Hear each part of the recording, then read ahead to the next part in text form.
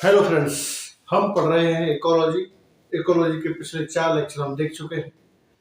पिछले लेक्चर में हमने वायुमंडल के बारे में बात की थी। आज हम बात करेंगे बहुत ही इम्पोर्टेंट टॉपिक जिसका नाम है जल, वाटर।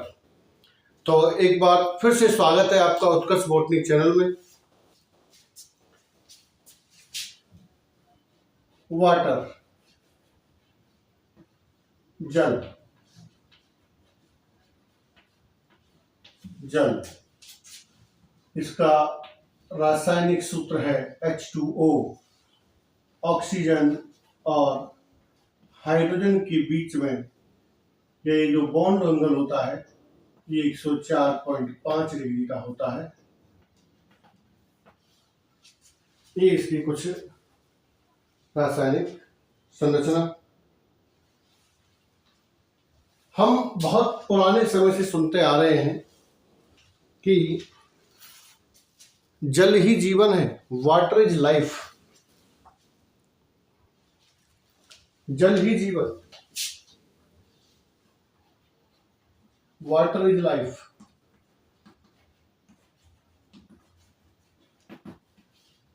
जल ही जीवन है।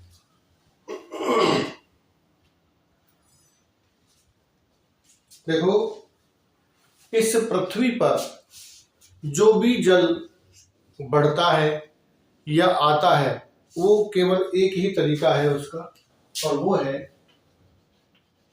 वर्षण या प्रेसिपिटेशन।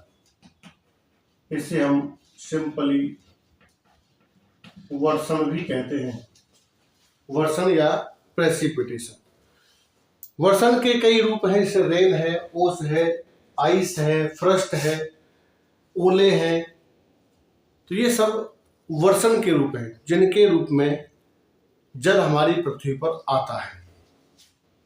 उसके बाद देखो, जल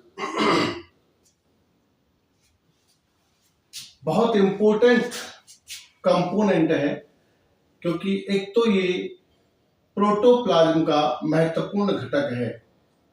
प्रोटोप्लाज्म का महत्वपूर्ण घटक है, यानी जीव द्रव्य का ये एक बहुत ही इंपॉर्टेंट घटक है। उसके बाद ये यूनिवर्सल सॉल्वेंट है, सार्वत्रिक विलायक है, यानी कि इसमें सभी चीजें घुल जाती हैं और घुल करके उन द्रवीय माध्यम में ही सेल जो है वो उसको अवशोषित करती है, ठोस रूप में कुछ नहीं देती। ठीक है, तो एक सॉल्वेंट है, द्रव रूप में ही हर चीज सेल तक पहुंचती है। यानी कुल मिलाकर के अगर हम देखें तो ये जैव रासायनिक अभिक्रियाओं को संपन्न कराने में बहुत अच्छा योगदान होता है, क्योंकि सभी क्रियाएं भी द्रवीय माध्यम में ही संपन्न होती हैं। उसके बाद मेटाबॉलिज्म के लिए बहुत जरूरी है, तो मेटाबॉलिक रिएक्शन के लिए ये बहुत जरूरी है। मेटाबॉलिक रिएक्शन के लिए ये बहुत जरूरी है। तो हम जब भी इकोलॉजी की बात करते हैं तो इकोलॉजी के अंदर हम अजैविक और जैविक फैक्टर्स की बात करते हैं। तो अजैविक फैक्टर्स में एक जल भी आता है, तो इसमें जीवन नहीं है, लेकिन इसका उपयोग कौन करते हैं? इसका उपयोग करते हैं बायोटिक फैक्टर्स, यानी कि जैविक कारक। और जब जैविक कारक इसका उपयोग करते हैं तो सीधी सी बात है कि ये जो सभी जितने भी ये मैंने बताए हैं अभी ये पॉइंट्स, ये सब पॉइंट्स बायोटिक फैक्टर के साथ कोरिलेट हैं। यानी कि अगर हम देखें तो हम कभी भी जल के बिना जीवित नहीं रह सकते। ठीक है, जल के बिना कोई भी जीव जीवित नहीं रह सकता, क्योंकि जल बहुत जरूरी होता है। अगर जल की मात्रा कम होने लगती है तो पादपों में मुरझा, मतलब एक तरह से क्या बोलते उसको, मिलानी आ जाती है, विल्टिंग आ जाती है। मिलाने से पौधा मुरझा जाता है। अगर वही अवस्था लंबे समय तक चलती रहे तो फिर पौधा मर जाता है। यहाँ तक कि रंध्रों का बंद होना खुलना ये भी जल की उपस्थिति, यानी कि द्वार कोशिकाओं में जल के निकास और द्वार कोशिकाओं में जल के एंटर पर निर्भर करती है कि रंध्र कब खुलने हैं और कब बंद होने हैं। यानी कुल मिलाकर के बात है कि जल जो है वो बहुत ही इंपॉर्टेंट रोल अदा करता है हर जीव के जीवन के लिए।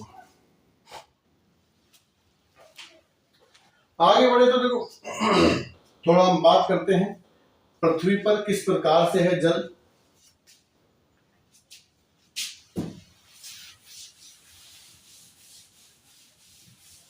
पृथ्वी पर जल किस हिसाब से देखिए इस प्रकार से है। पृथ्वी के इस भाग को देखते हैं तो ये विषुवत रेखा है या भूमध्य रेखा है। ये पृथ्वी को दो गोलार्धों में बांटती है। ये एक गोलार्ध ये है, इसको हम कहते हैं दक्षिणी गोलार्ध। एक ये गोलार्ध है, इसको हम कहते हैं उत्तरी गोलार्ध। तो उत्तरी गोलार्ध का 61% भाग और दक्षिणी गोलार्ध का 81% भाग जल में डूबा हुआ है। कहाँ डूबा हुआ है? जल में डूबा हुआ है। और इसमें हम देखें तो लगभग 71% जल पृथ्वी पर उपस्थित है और 29% पर भूभाग है। ठीक है, अर्थ सरफेस जो हमको दिखाई देता है वो केवल 29% है। जल सबसे अधिक यानी कि 71% है हमारी पृथ्वी पर। और अगर हम इस तरह देखते हैं तो दोनों गोलार्धों को, तो नॉर्थ गोलार्ध में या उत्तरी गोलार्ध में 61% और दक्षिणी गोलार्ध में 81% भाग पृथ्वी का जल में डूबा हुआ है। अगर वो पृथ्वी पर कुल जल की मात्रा का 98% भाग या तो समुद्रों में है या फिर महासागरों में है या फिर झील में है, लेक्स में है या फिर रिवर्स में है या फिर पॉन्ड्स में है। यानी कि यहाँ पर ये भरा हुआ है। सी में है यानी कि समुद्रों में, महासागरों में, लेक्स में, रिवर में, पॉन्ड्स में, इनमें भरा हुआ है। और 2% जो भाग है, 2% जो भाग है वो वही बर्फ बना हुआ है। क्या बना है? बर्फ, आइस के रूप में है। जैसे कि ग्लेशियर्स हैं, माउंटेन्स, जो हाई पीक माउंटेन्स हैं वहां पर बर्फ जमी रहती है। तो जो जल है वो इस तरह से है। 98% जल इस तरह से है ये, और 2% जल जो है वो बर्फ बना हुआ है। दैनिक उपयोग में अगर हम देखें इनमें से, तो दैनिक उपयोग में हमारे जो काम में आता है, दैनिक उपयोग में जो ताजा पानी काम में आता है वो मात्र 0.27% है। इन्हीं में से कहीं घटा दीजिए तो इन्हीं में से है ये मात्र 0.27% भाग जो है वो मीठा है, ताजा पानी है। ये मीठा पानी है जिसे हम अपने काम में लेते हैं, ताजा पानी है। ठीक है, ये 0.27% है। उसके अलावा स्थायी जल जो है वो भूमि के नीचे होता है ना। इसके अलावा क्या है? स्थायी जल है जो भूमि के नीचे है, वाटर लेवल भूमि के नीचे है।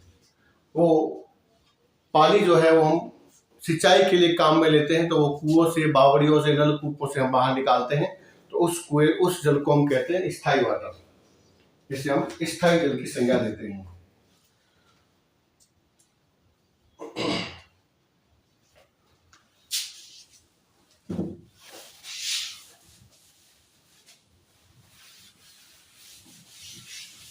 अब अगर हम देखें तो वाटर जो है वो हमारी पृथ्वी पर एक साइकिल के रूप में होता है।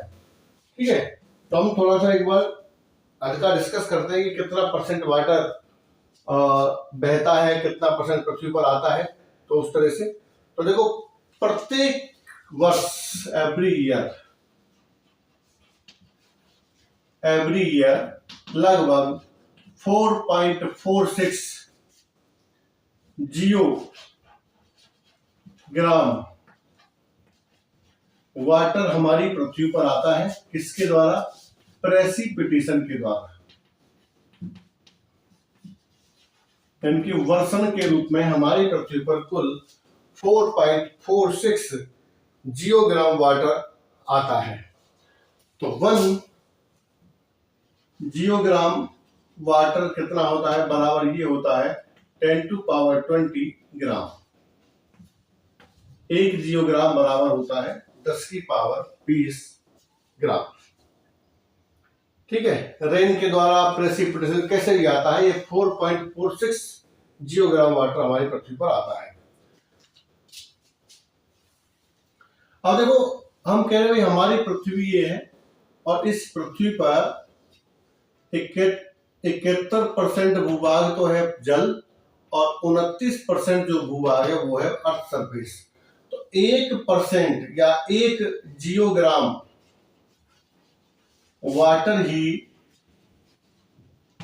वाटर अर्थ सरफेस पर आता है।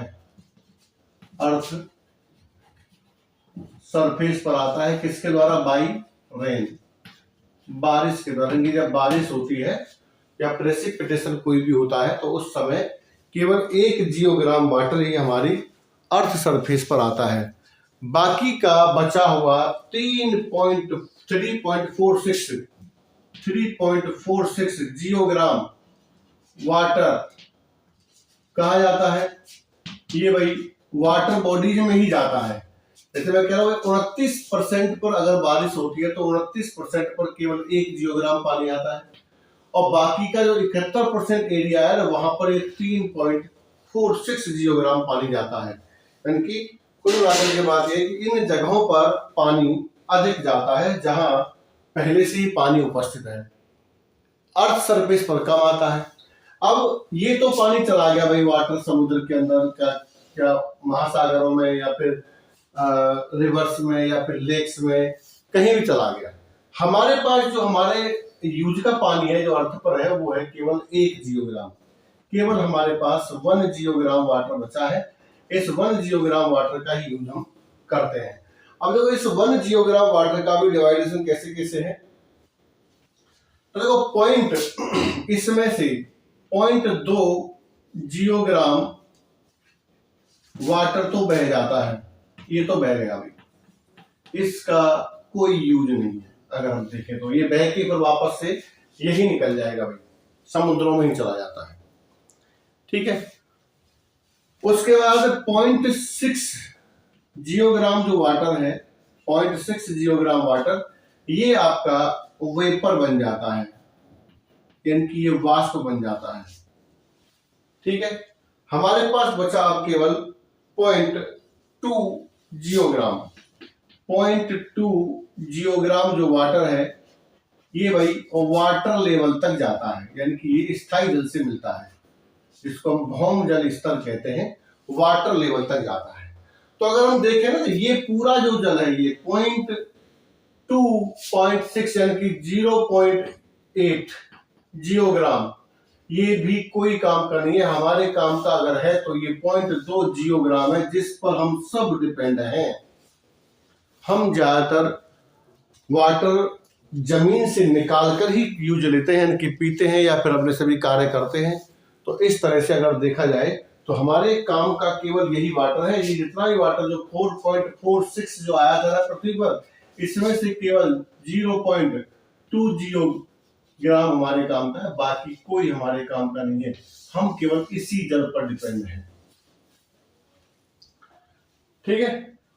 तो ये था एक थोड़ा सा गणित या कैलकुलेशन या एक एस्टिमेशन जो ये बताता है कि वाटर किस प्रकार से कितना पृथ्वी पर आता है, कितना बह जाता है, कितना वाष्प बनता है और कितना नीचे जमीन में जाता है।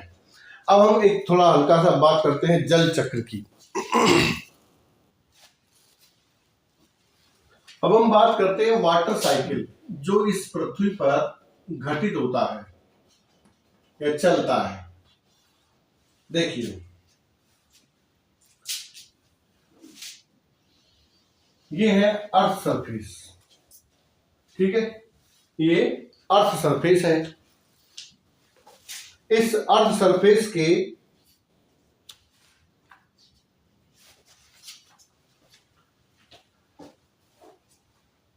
नीचे यहां पर ये है मिट्टी या मृदा है, यहां पर सॉइल है,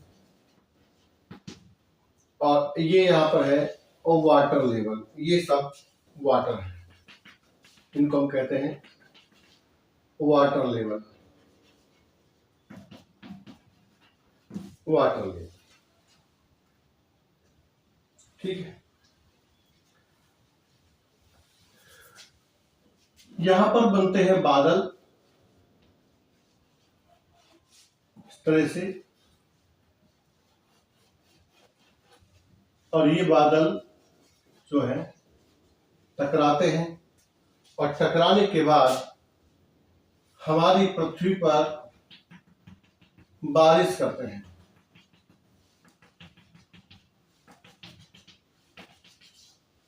ठीक है, ये रेन करते हैं इस तरह से।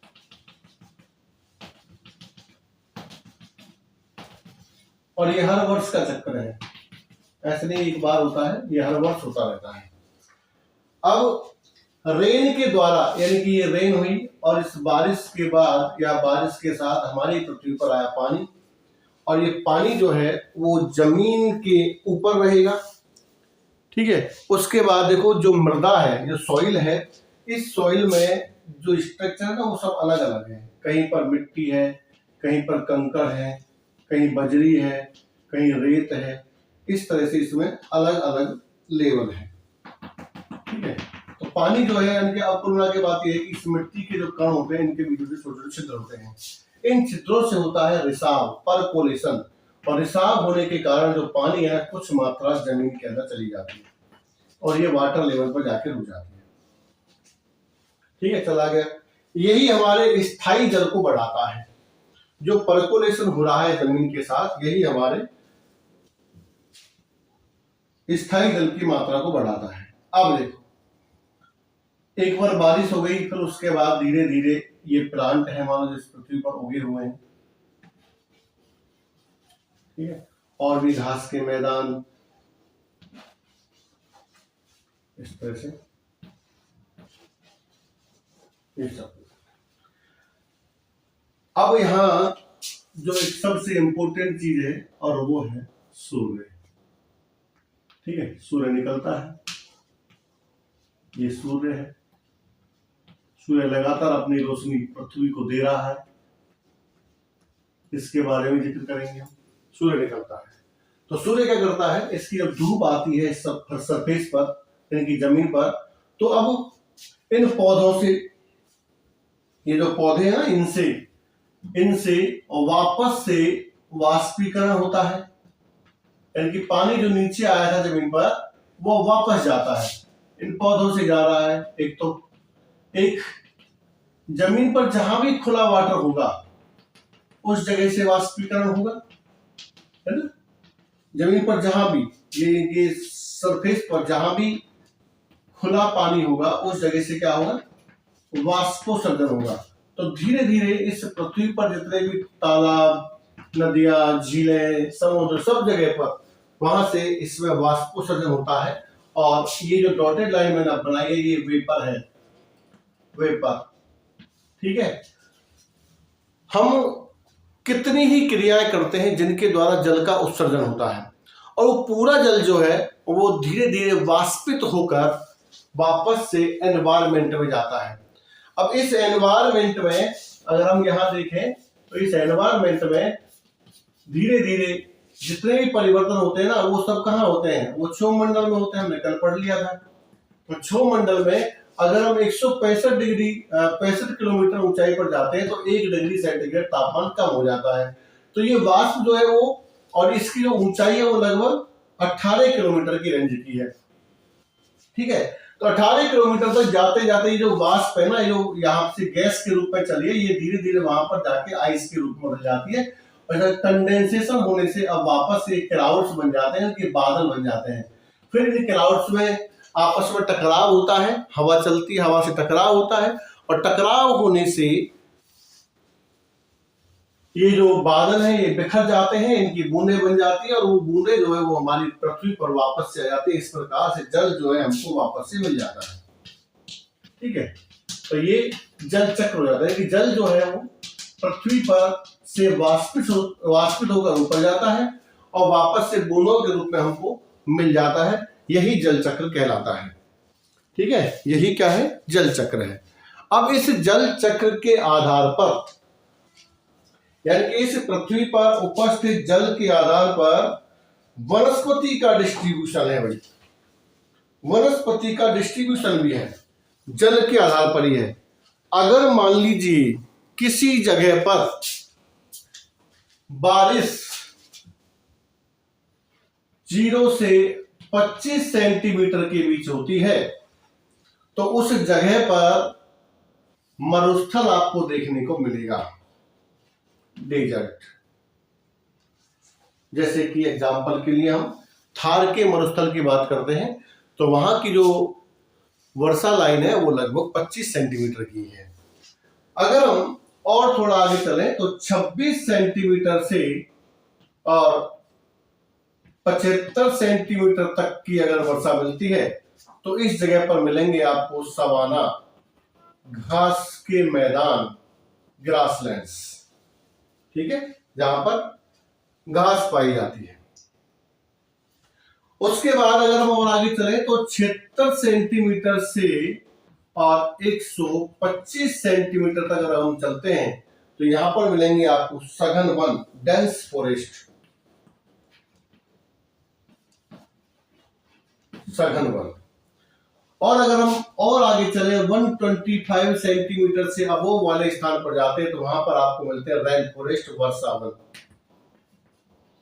या इनको सदाबहार वर्षा वन भी कह सकते हैं।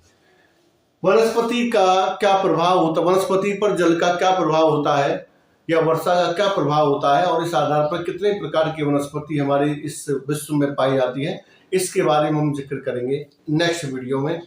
आज का हमारा टॉपिक था जल, जिसके बारे में हमने जाना।